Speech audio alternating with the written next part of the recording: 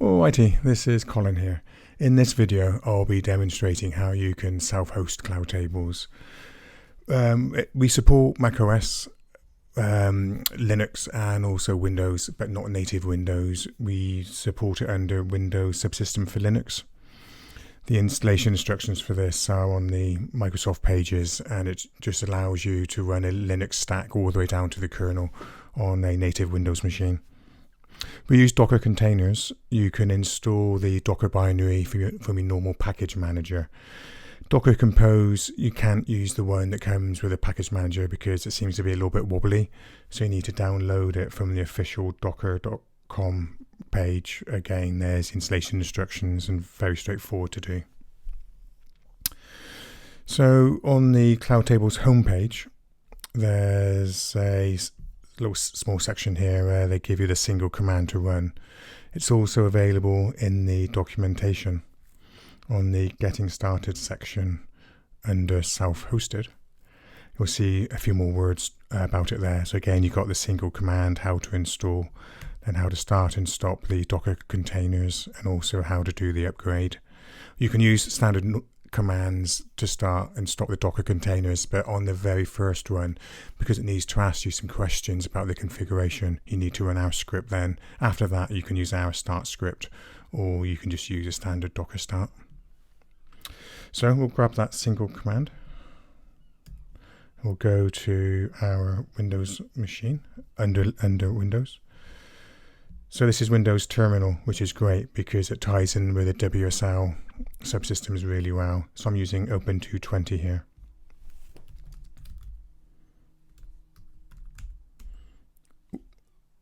Close. And then we'll type in that single command. Here it downloads the installation file and packs it, and then asks you those installation questions to begin with. So the first question is what will this machine be? So the IP address, or it can also be the DNS name if you're going to use a DNS name. So we're going to use just the IP address here, keep it simple. And then we're going to use a standard web server HTTP address, port 80. For the database, we use Postgres. You can either use a local Postgres if you've got one already installed, which you've got your own backup policies and maintenance policies, so that might suit you better. Or you can use a Docker container. If you use a Docker container, you can then also choose whether you want to persist the data in a Docker volume, which means that if you destroy the Docker container, when you recreate it, it would still use the existing configuration data because that exists in the volume, which is separate to the container. We're going to just use a Docker here. We won't use a volume, we'll just keep it simple. And then you enter the Postgres database details. As I said, if you've got your own database outside of this, you can just type in the credentials here. So we'll use a standard port, we'll use Docker database, and then this is the user and password. So over here, we'll just use Docker as well. We use a Redis server in-memory database for talking between the different services. It's unlikely that you're going to want to change that. And again, we use an SMTP server.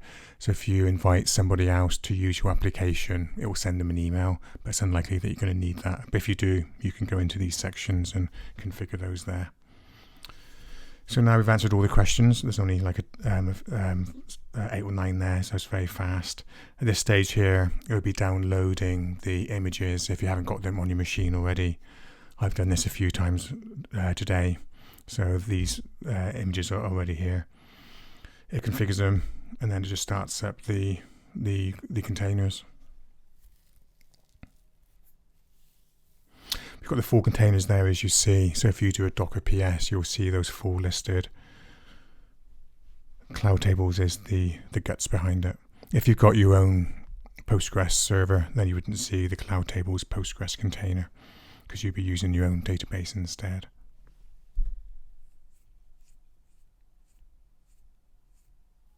So that's that. We'll go into the installation directory that it downloaded. Now you'll see the file, so the start-stop scripts that you can run. Docker PS shows those containers running, as I said. And you can then use either Docker stop or you can use our scripts to start and stop the containers. So we'll take the address of your server, and now this is running locally on this computer. Anybody on the network would be able to access this as well. So now you've got your CloudTables running on your premises. I'll exit the tool. There's a few subtle differences between the hosted version that we host and the self-hosted version. For example, the upgrading, when it's hosted by us, we do the upgrading automatically.